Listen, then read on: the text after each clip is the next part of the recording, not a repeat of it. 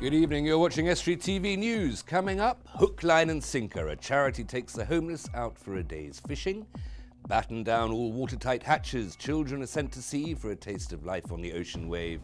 And I'll be in the studio talking to Trace McPhee and Sue Robinson about asthma.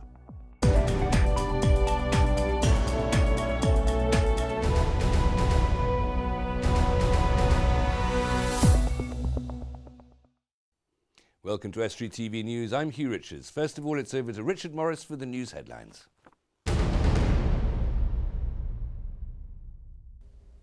Hello there. Organisers say this year's Freedom Festival will be the biggest so far.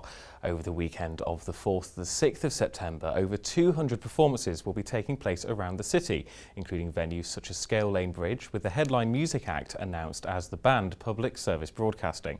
Jenny Coombs, director of the Freedom Festival, said the amount of acts and expected visitors will be bigger than ever. The programme certainly is the biggest yet. We've got over 200 performances that are taking place over the weekend. In terms of numbers, who knows? We were taken aback last year by the approximate 115,000 that came. We're hoping that people trust us enough now to know that the experience is going to be great. So perhaps we'll be on target to achieve similar figures or go over, who knows? Bursaries are being offered to Hull University students to encourage studies of postgraduate degrees. At a postgraduate fair yesterday, a support scheme was announced with £85,000 worth of funding to help pay student fees and living expenses for students wanting to study for a postgraduate degree. Elaine Warren, Higher Education Finance Advisor, explained that encouraging postgraduate students to stay in Hull during and after studies was a key aim of the scheme. Absolutely. We've got an awful lot of development in the next couple of years, especially with the City of Culture. Our master's graduates, our postgraduates are an incredible source of information, skills and abilities for our local employers and in industry, so we would actively encourage them to stay with Hull. You may have heard of John Alderson and his connection to Hull, and now the man is having his recognition spruced up. The statue outside the Hull Royal Infirmary has been cleaned and has now been visited by various members of the Alderson Family History Society. Godfrey Alderson, a relative, explained the importance of the statue. Yeah, it is important because he pioneered the treatment of the patient rather than just the symptoms, and he spent a great deal of his time moving medicine on from what it had been to the beginnings of what we have medicine today. That's all from me, and I'll be back with more news soon. Bye for now.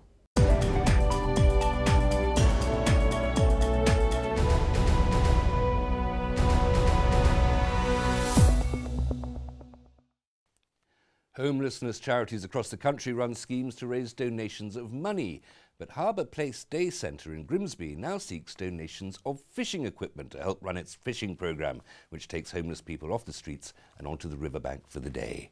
Dave Nunn is hooked. Harbour Place Day Centre in Grimsby is looking for support for a fishing initiative which aims to provide help to people on the streets. What we're hoping, we're putting on client involvement activities. Basically, we're looking obviously for donations, shall we say, from members of the public with any fishing gear that can assist us to basically provide an ongoing group, not just a one-off, on a regular basis. Many homeless charities partake in many different activities for their clients, but why specifically fishing? Maybe because we're in Grimsby, and obviously there's a huge, obviously, heritage of fishing in this town. There's obviously quite a few people, male and female, that obviously are willing to partake. Specifically, no, it's just something which we have done before. It's obviously probably a few years ago now, but it was a very, we had a lot of positive outcomes from that. And of course, all the clients go, you know, they might, first thing in the morning, they might be a bit grumpy, obviously spend the day, hopefully it'll be sunshine, you know, nice blue skies. People leave feeling better at the end of the day. The clients appreciate the sessions, and for Harbour Place it's about providing a boost to self-confidence.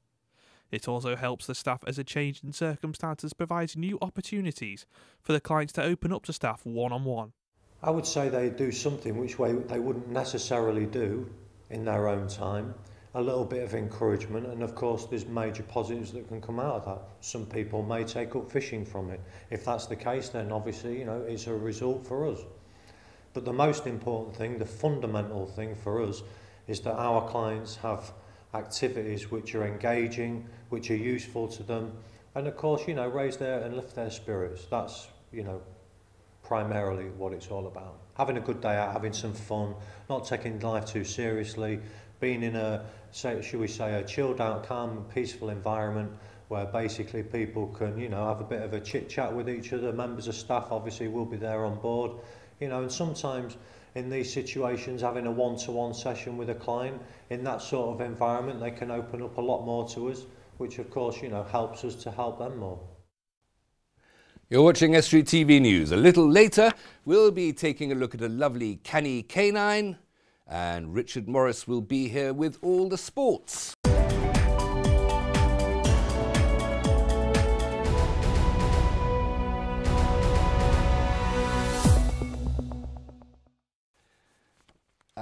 Now, in 2010, Trace McPhee's 9-year-old daughter Laura died of an asthma attack before an ambulance could arrive to save her. Since then, Trace has been raising awareness of the risks of asthma through the Laura McPhee Memorial Fund. And she and Sue Robinson join me now. Thank you both very much for coming in. Thank you. Trace, I hate to take you back to an unthinkable day, but what were the circumstances of Laura's death? 1st December 2010, Laura woke up at 7 o'clock in the morning and she said she couldn't breathe. So we got her inhalers and we gave her them, but nothing worked. We was trying frantically to help her breathe. I shouted my son through and he come and picked her up, and she just, her eyes rolled back and she went unconscious. Me and my son was trying to resuscitate her for 40 minutes and the ambulance got stuck in snow. Lewis went and got the neighbours, but we all did CPR on her, but there was nothing we could do. And unfortunately she passed away. It's unimaginable for anybody to try to perceive that experience, of course. But since then, the charity that you founded has gone on to memorialise her in the most wonderful way, really. Thank you. You've achieved an awful lot in the years since then, since 2010, and you've saved lives. Yeah, it's not just me, it's a team of 8 of us. We all volunteer and we've all really worked hard to get asthma awareness across, raise as much money as possible as we can, and through raising money, events and the kind public's donations, we've raised over 93,000. And saved... We've saved 17 children's lives. We've helped hundreds more. 17 children's lives directly attributable to the work that your charity's Yep. done. Yep. Sue, you've been involved for some time now. What got you interested? It was mainly because asthma is coming more and more, and I have 9 children and 5 grandchildren, and 5 of them are asthma sufferers, and I knew nothing about it. And then I met Tracy and Debbie and gone on board with them to try and help more and more. That's 5. I mean, that's not a random sample of the population, 5 out of 9. It's Yeah. not more than half the population has asthma, but it is an increasingly common problem, isn't it? It is, yeah, it's becoming more and more effective. And so why is it that more people are suffering asthma? I don't know. I think it's something to do with the weather changes and the climate and the circumstances of the families. Probably they've got to be aware of the dogs, the pets, the environment, what they eat. There's all different triggers to asthma. They're born with asthma. Some children grow out of it. Some unfortunately don't. They said that Laura would grow out of it when she was 7. She didn't, and unfortunately she passed away with an asthma attack. So in my opinion, they should diagnose the children when they're babies. As soon as they show symptoms, diagnose them then, not when they're 3. Well, that's an issue, isn't it? Because clearly if you have asthma, you're going to have it before you reach your 3rd birthday. There's likely to be that fault in the lungs, as it were. And so there are lots of toddlers suffering untreated, I take it, at the moment. Sue, there's also at the other end of the age scale, a lot of people would think that asthma is something that affects only children, that we grow out of it in our teen years. Is that always the case? No, not always. My brother, he was an asthma sufferer as a child, but he did grow out of it. But then I have another child who came to me to live with me, and he was 10, and he's now grown on to 17, and he's still suffering with asthma. So, and I myself have only just recently become asthmatic. Just recently, as a lady who was beyond your teenage years? Yes, who's never ever suffered with asthma in my life. There are all sorts of medications and medicines we can take. I take it Laura's medications were out of date or hadn't been brought up to date quickly enough in order to prevent her death. She was all the medication she was on was up to date. The hospital gave her as much medication as they possibly could. But when we went for the review, the consultant she was under, the one above him, said that she wanted to strip back everything and start again and try and change everything and make try and help her. And this was on, they wanted to see her on the 3rd of December, and unfortunately Laura passed away on the 1st. So if it was possible to, I mean, if it is that newer medical regime might, if she'd been there a few days later, might have helped. Yeah. And then it's always important just to keep taking those medicines and those preventatives. We'll come back in a moment and talk about some of the events coming up to raise money for your charity. Thank you very much. Please don't go away. Thank you.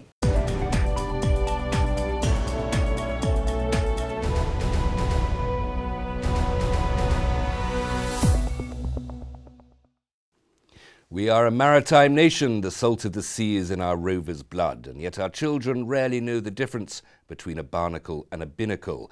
Well, some of them do now, consequent to an educational argosy on the Humber.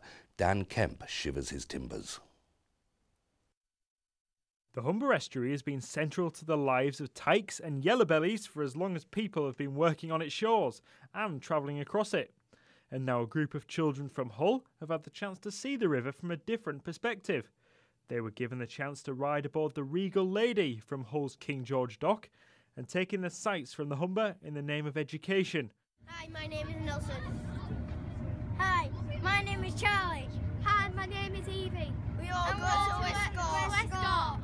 What do you think about the cruises today? I think it's super awesome that we get to go on this cruise.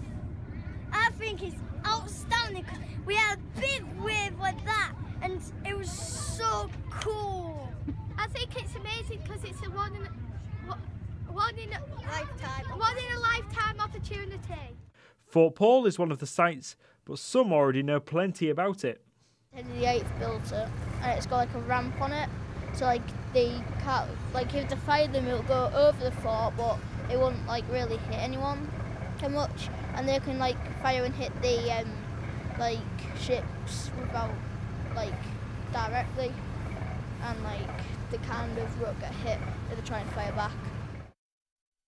So clearly an exciting trip, but why give children this opportunity? I've been into the schools to meet with all the children and we've talked about the economy, and I say that's a really big word, isn't it? And I ask them, what does that mean? Because you hear it all the time in the news and I'm sure they hear the word, but it doesn't mean anything to them. So we say it's all about money, and if there's money in Hull, there's jobs in Hull. And it's obviously important for them to know that there's careers available for them when they finish school and something to aspire to. And Hull Children's University is all about giving children aspirations and amazing life opportunities like this. It was really important to the history of Hull. I think it's important for the children to get a sense of the history of where they live, and also to be sort of informed about what's going on now, what possible opportunities they have for the future. And has it inspired them? We learned a lot of stuff about Hull. Yeah? And the docks. Are there any jobs that you think you might want to do now that you didn't really think about before? Welding. Welding, excellent. Yeah, there's lots of jobs welding ships. Anything else that you maybe think about? Who would like to maybe be the captain of a ship? Me. And what would any boat journey be without a sing-along? What do we do on the Regal Lady? What do we do on the Regal Lady? What do we do on the Regal Lady? Early in the morning.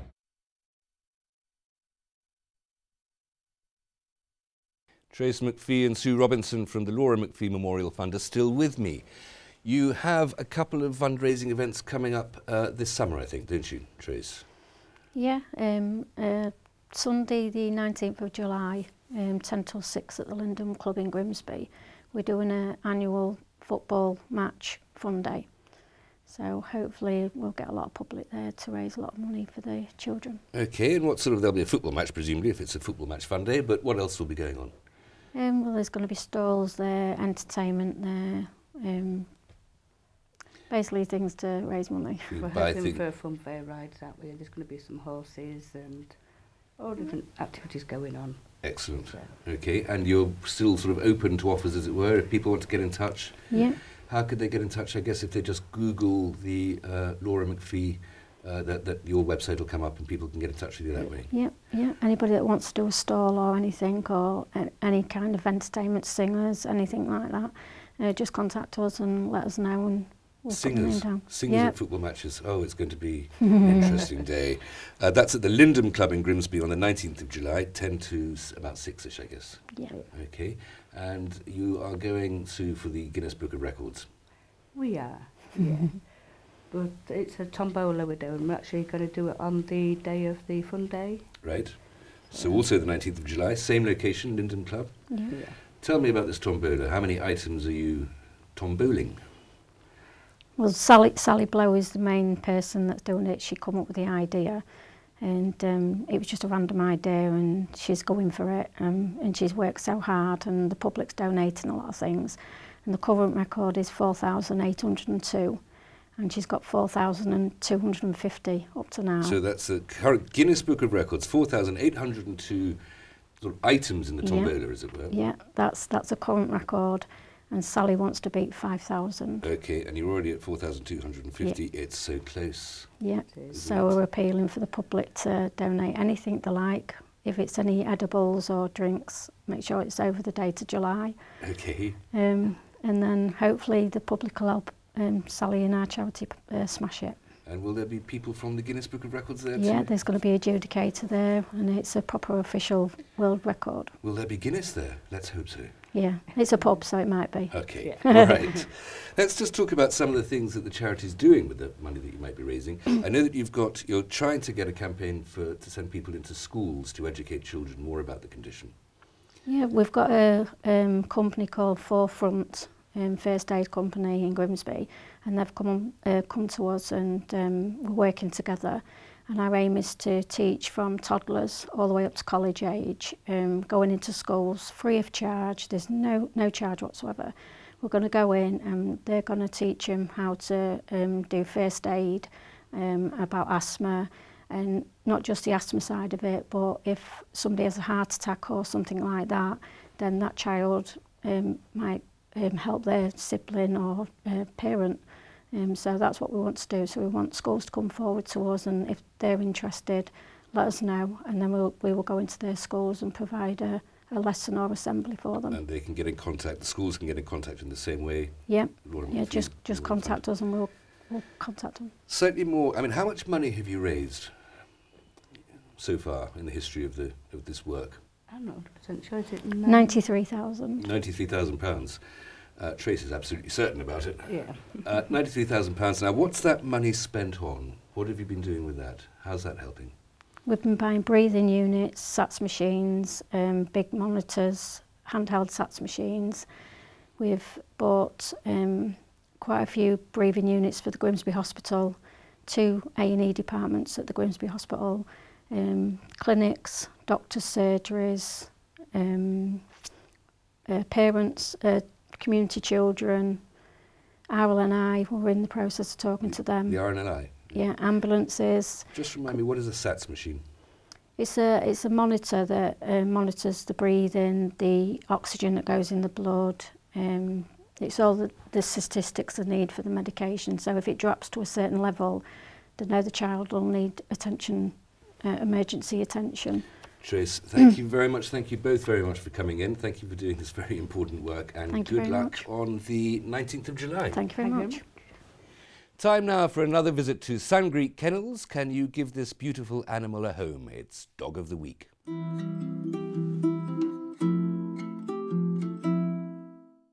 Dog number 193, Bella. She was born in 2013, so she's only a young dog. She's a staffy, very nice to walk on a lead, seems to like other dogs, so this one's looking for a nice home. The big brown eyes, the cold wet nose, the inconsistent house training. It's Richard Morris with the sport.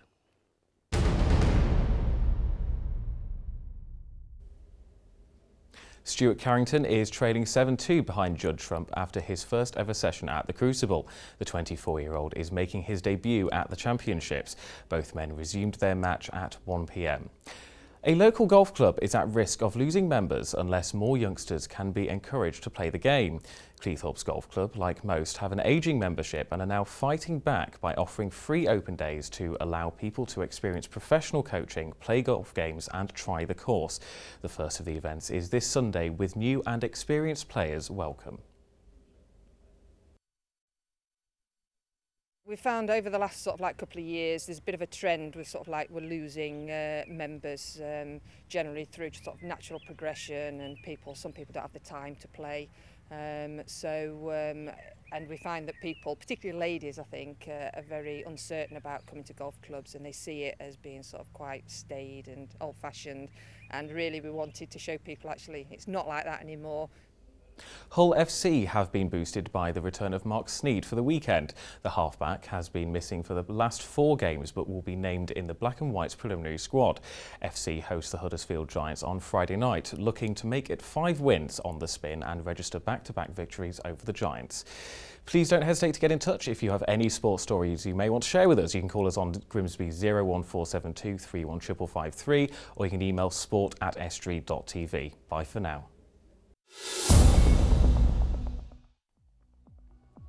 Thanks, Richard. That's all we have time for today. If you have a story for us, please go to our Facebook or Twitter pages. Details on the screen. Email news@estuary.tv or phone Grimsby 31553. Lily May Clapperson, I hope you like my stripy tie. Until tomorrow, good evening.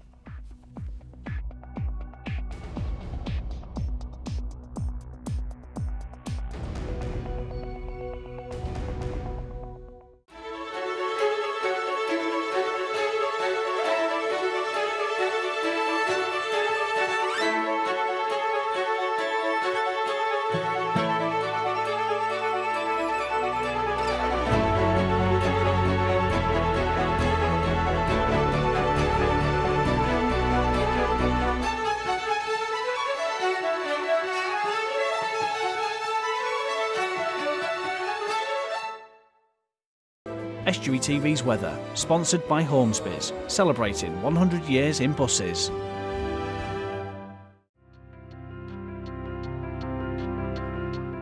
Hello and welcome to Estuary TV's weather. Last of the fine days with early fog clearing and a sunny morning. Cloud will increase during the day Friday, making any sunshine hazy. It will still feel warm though, and a maximum temperature of 19 degrees. Rain overnight for Saturday, but clearing to leave a dry day.